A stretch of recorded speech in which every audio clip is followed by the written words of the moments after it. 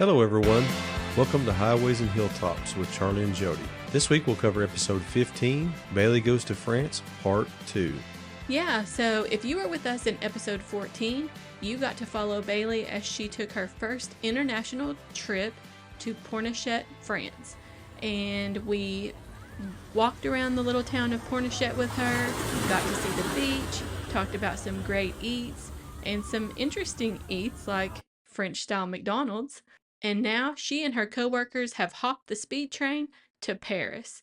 So we're going to start there and let Baylie tell us all about her day in Paris and all the great things that she got to see and do while she was there. Hi, Baylie. Hello again, everyone. We're happy to have you on the pod today. So you and your friends have made it to Paris. You are exiting the speed train. Tell us, what do you see? How does it feel? What now?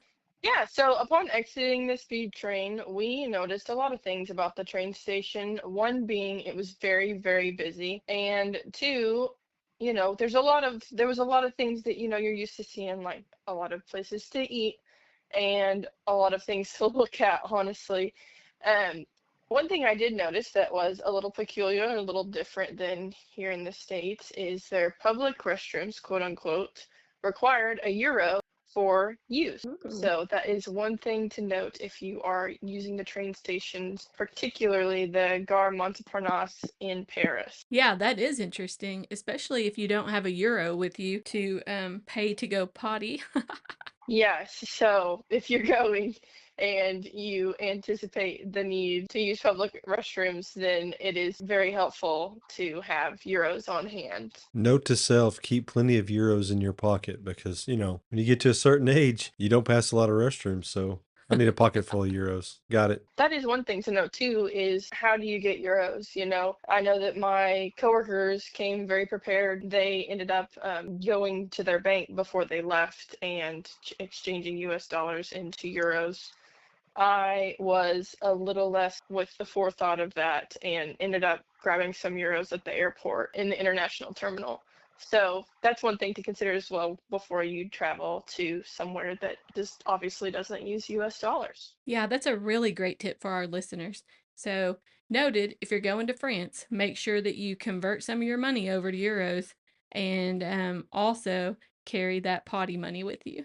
Yes, I know that most places we went, they did take major credit cards. I understand that some are not accepted, something you might look into before you travel to Europe or anywhere else for that matter. Once I made a trip to Mexico City, and I think I took $100 bill, I think it was, and had the money converted, and I had a pocket full of money. So was it like that in Europe? Was the conversion rate large? It's a little bit different than pesos. It's actually pretty comparable for the most part, at least whenever we were there. One US dollar was a dollar and a penny in euros. So it was pretty close, and we didn't have to think about it too much, which was nice. That's good. 'Cause I remember in Mexico City, it was given like $100 for a bottle of pop, I think it was, or something like that. So that's cool that it's a little more one for one. It's a lot less to keep up with. Yes, that would have hurt my brain. So I'm glad that it was pretty much one to one. So we were lucky there. Didn't have to do a lot of math. Some credit cards will just do the conversion for you when you swipe as well. So that's also nice. Oh, and while you're on the topic of credit cards, also,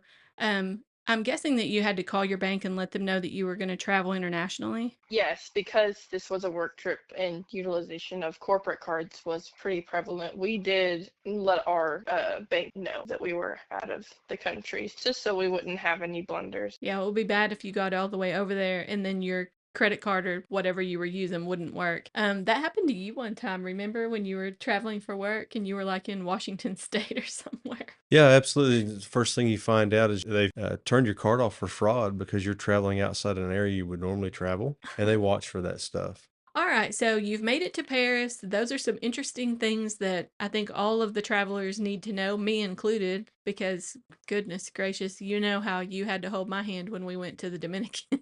um, it's not on my radar to think about those things, which is another reason why I love this podcast, to be able to share all of the knowledge that everyone has garnered from their different types of travels and just share it with our friends out there in case they're planning a trip and making a to-do list and need to mark down some of those things. So, how does it feel to be in Paris? It felt really surreal, and honestly, it really didn't kick in until we were leaving almost that it really happened and that it wasn't just a fever dream. It was great too because our next stop from the train station required us to walk a little bit. We booked a bus that they call hop on, hop off, which just kind of means we'll stop at these certain landmarks. You can hop on, hop off as you please.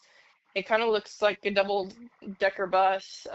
You can sit, on the rooftop in seats and it's open air. They obviously have the bus at the bottom, but it was really fun to ride that around. But we had to get there, right? And so we said, hey, let's go to Notre Dame and then we'll maybe end our day at the Eiffel Tower before we have to head back to the train station. We decided, let's not Uber, we're here, it's beautiful weather, let's just walk. So we put it on our maps. It was about 15-20 minute walk to Notre Dame, and along the way we got to see some really cool landmarks and just got to walk around and experience the city. It was pretty early morning, so there wasn't a whole lot of traffic out and there wasn't a whole lot of pedestrian traffic either. So it was just really neat to be fully immersed and just walk the streets of Paris. That sounds really cool.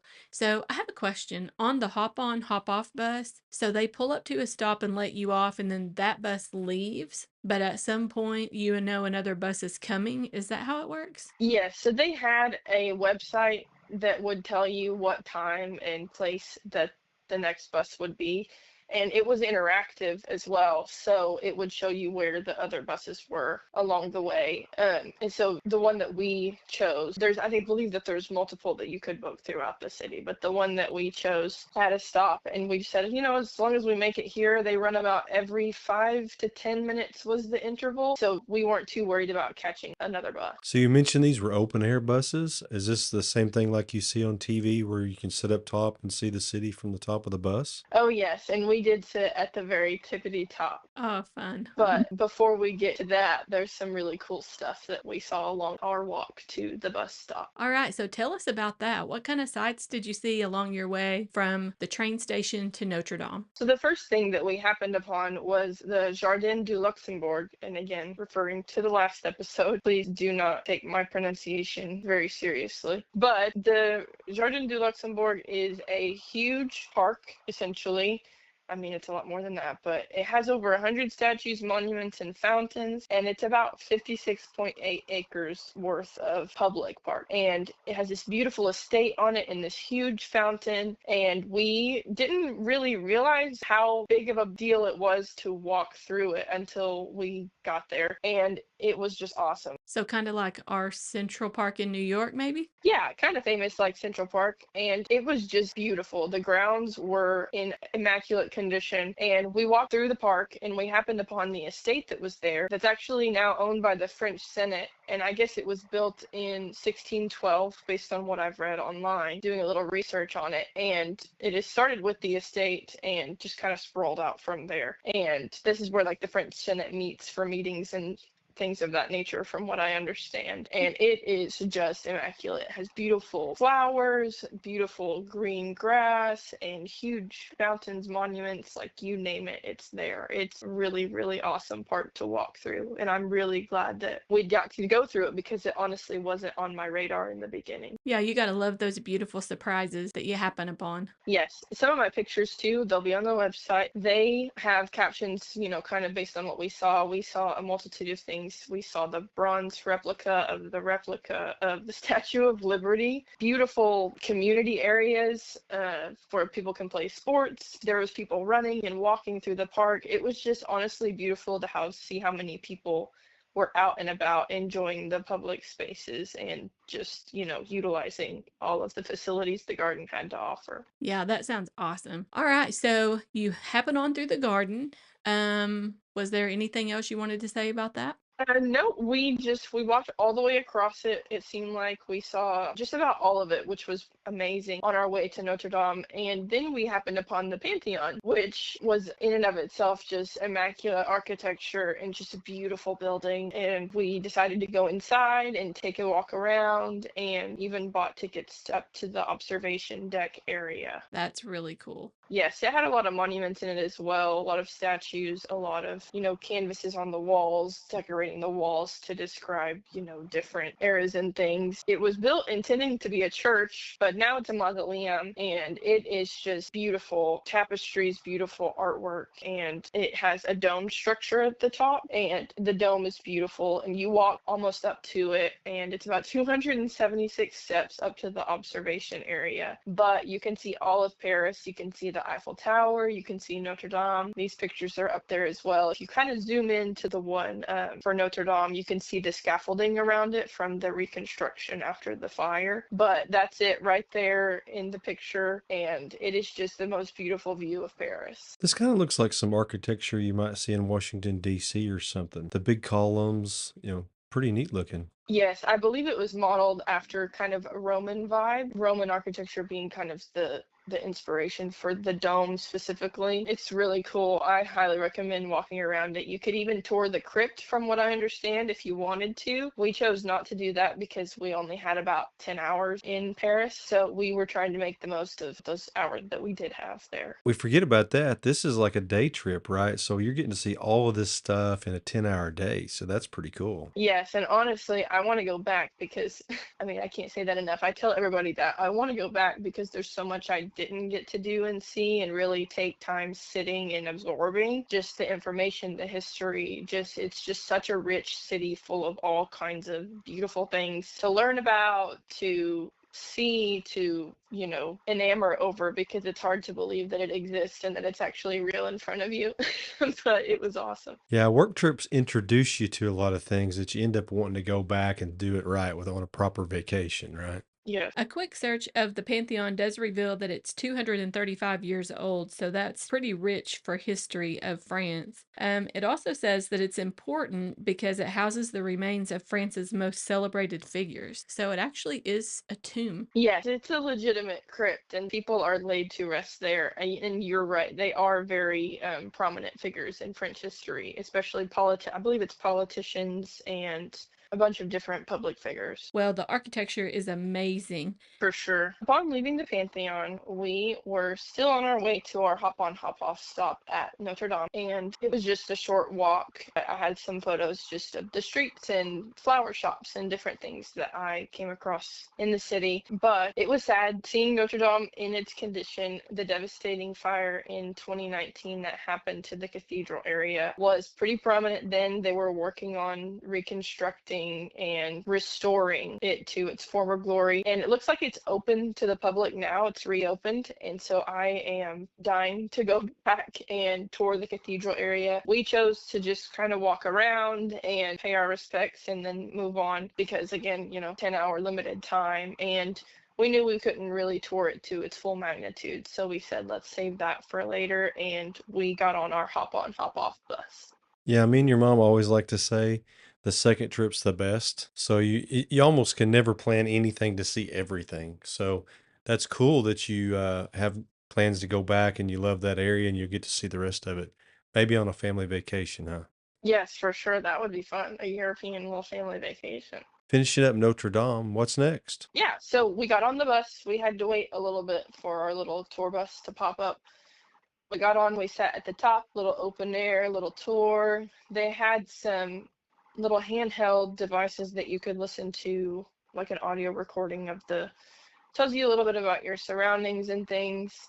And it was fantastic because we were headed to Arc de Triomphe, and we got to drive down the Seine, which is the river that runs all the way through Paris, and it's kind of, historical and immaculate, and it's been there for a really long time. We got to see all kinds of buildings that line the front of the Seine. We got to ride by the Louvre, cried a little bit, waved to it, wished we could have stopped there, but I know that I could spend 10 hours in the Louvre alone, probably. So next time. We also got to see something really awesome, which is the green boxes that line the Seine, and this is known as the Booksellers of Paris, and they kind of look like in America that the wooden structures that are kind of like little fireworks stands. They kind of are comparable to that, just a little smaller and very green. They're painted green and they're hard to miss, but it makes you curious.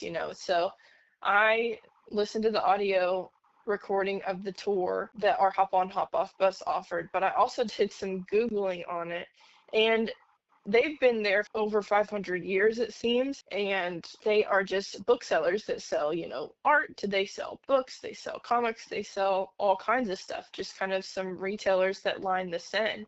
And I loved it. I wish that we could have stopped and seen that as well. But it was really cool that we still got to experience it from the bus. That sounds really cool. So kind of like a bookstore marketplace that lines the river. Yes, and it's been there for so long, and that's what I thought was amazing. It's just a super staple piece of history within Paris itself, and I'm a nerd for those things, for art and books, and people, living their passions through selling their stuff. Yeah, that's really cool. So along that river, where we can see boats that are just lining both sides of the river. So I'm assuming that is that like the famous pictures we see of people doing boat tours or floating down that river in the middle of Paris. I'm guessing that that's the river you were looking at. Yes, they do tours and things like that down the Seine.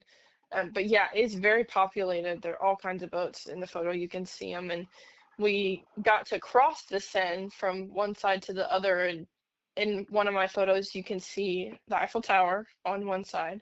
And then on the other is just kind of a shot of the Louvre is in the background, and as well as a bunch of other historical sightings on the right side of the river.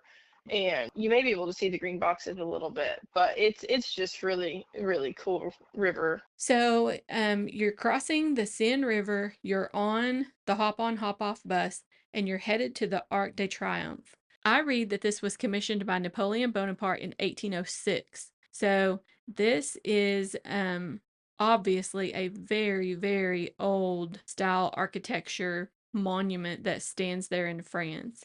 And didn't you say it's like in the middle of a traffic circle? Yeah, actually, it is in a traffic circle, and the traffic circle is kind of intense. It forms a star with 12 separate radiating avenues that branch out from it. So it's a little intimidating whenever you walk up to it because it's very, very busy, and you're wondering how in the world am I going to get over there? You can see people standing over there by it, and you're like, I don't know how I'm going to get over there. Yeah, it looks crazy in the picture just to see all the people. And I believe I have seen that in pictures before and thought, well, that seems strange. How do those people get into the middle of all of those cars? Yeah, and actually, you take an underground tunnel, and we have a photo of that as well, of me walking through the tunnel. We kind of were on the outside of the avenues near some of the shop areas in that Champs-Élysées area, and we were just looking at it thinking, oh, cool, there it is, we got to see it. And then we realized, oh, there's stairs, and that's a tunnel. That's how you get over there. So kind of weird. Yeah, that's crazy. So you walked stairs down to a tunnel that took you underground, and then you came up in the middle and were able to be near the monument. Is that how it all happened? That is how it goes. And they do tours as well of the Arc de Triomphe area. There's a lot of cool history there. Can't really speak on that because we decided not to tour it, but we did walk around the actual structure itself and took a lot of really cool pictures. It's so intricately designed, and it's like 164 foot tall. So it's very intimidating to look at in a way, to just wonder how in the world did they make this? Yeah, it's just amazing all the architecture and the old monuments that are over there in that area.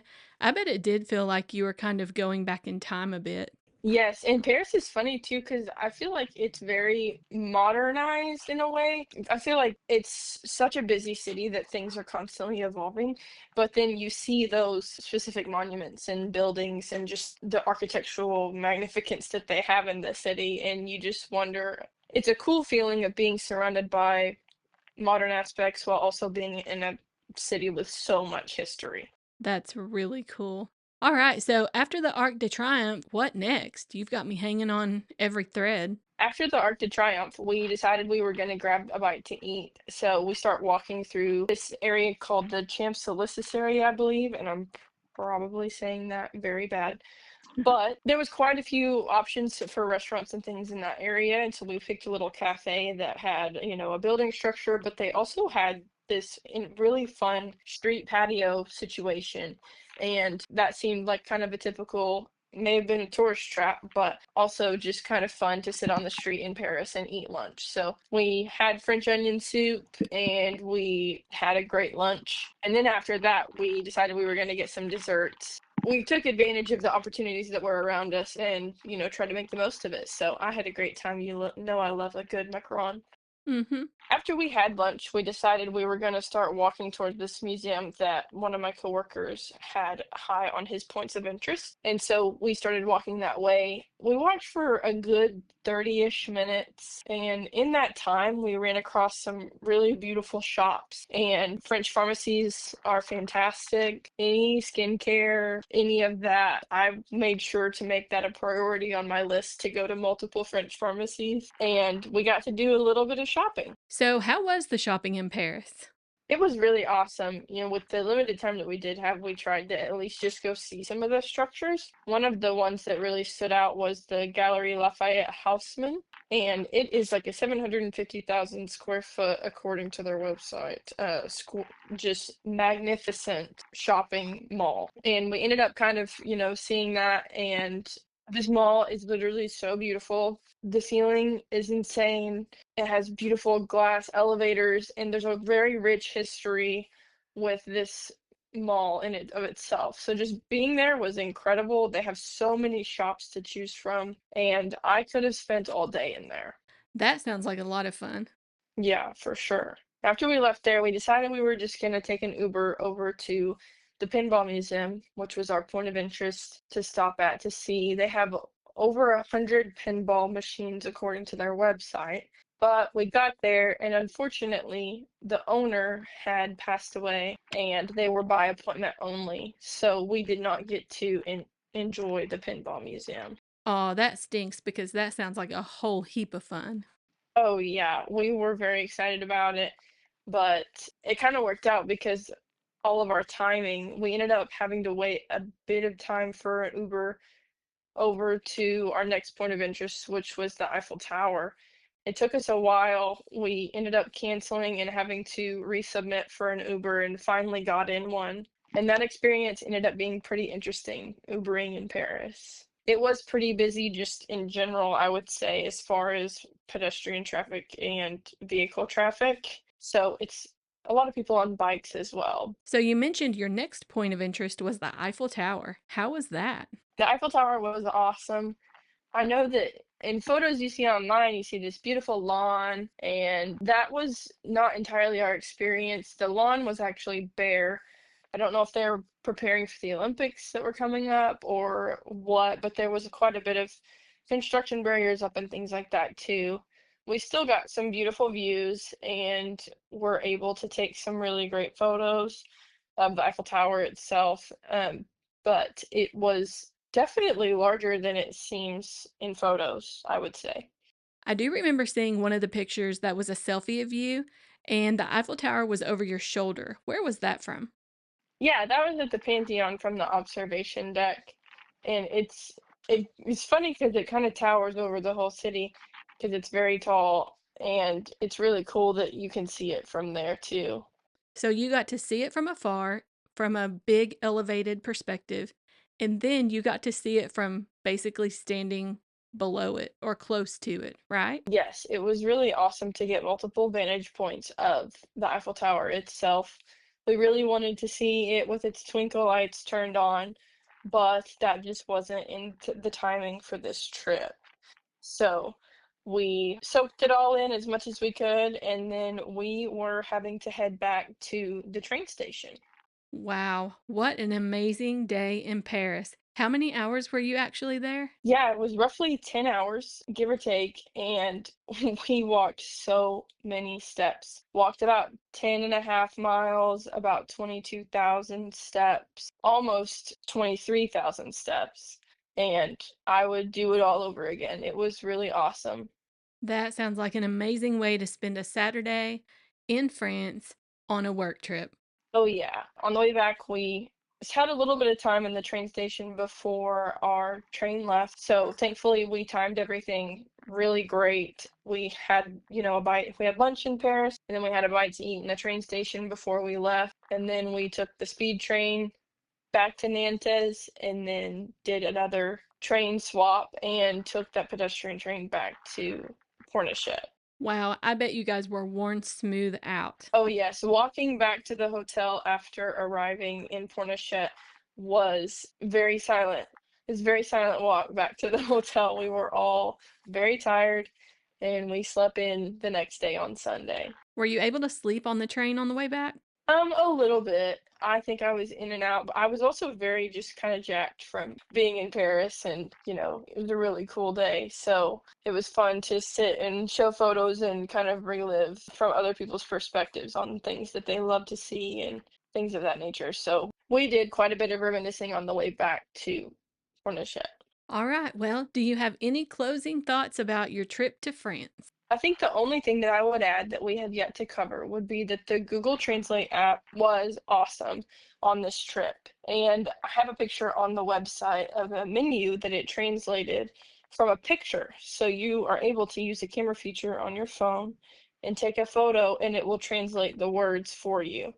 So being, in a place where they might have English menus, they might not, it was really handy to have that. Or even just if you wanted to know what a word was on a billboard or on a sign. Wow, that's really great information, and that's a really great tool. I'm going to have to check that one out.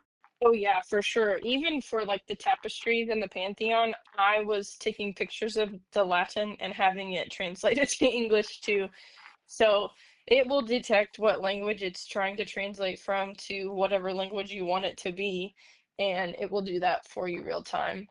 We didn't find a lot of value in the text to speech function, but we did utilize the camera function quite often. Wow, what a great tip.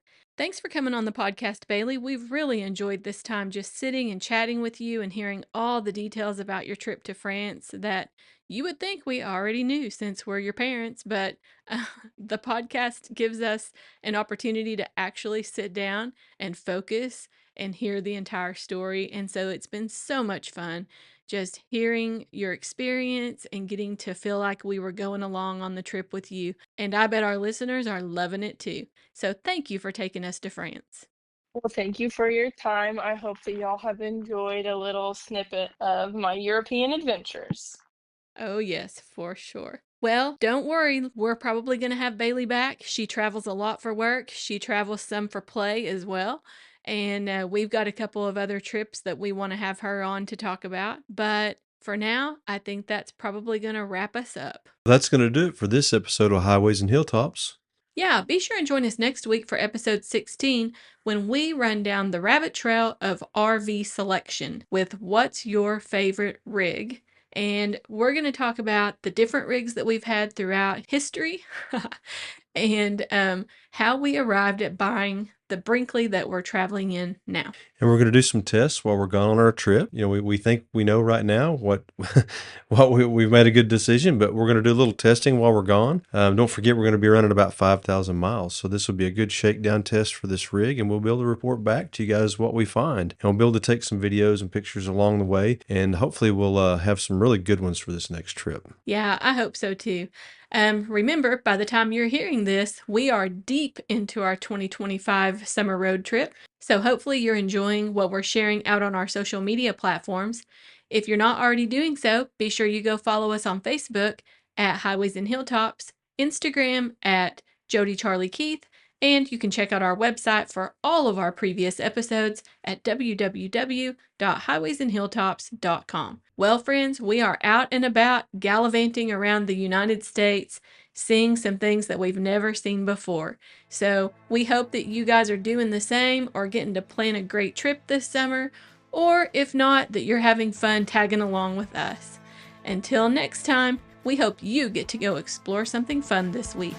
Bye! See you next time. Bye!